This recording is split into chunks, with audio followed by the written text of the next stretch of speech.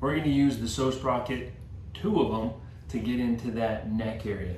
Okay, I've got 1B between. If I need to, I can always go 2, or I could even just do two Pso Sprockets right next to each other. And now I'm just going long passes. I can even get into the head area. There's muscles and stuff there that can also get some tension here, but just working into that neck, shifting side to side. That's one way to do it. Another way, which is also nice, I can put it on the ground,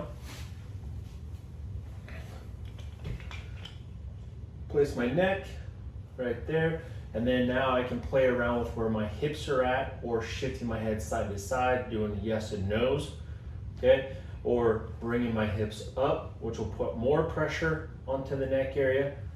I can do bigger yeses here, shifting side to side.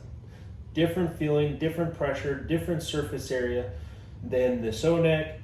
It's similar to the Pso mini, but the Pso mini, or the Pso Sprocket, is a circle, and it has different points that you can be able to get into different areas. So giving you some options, help change it up.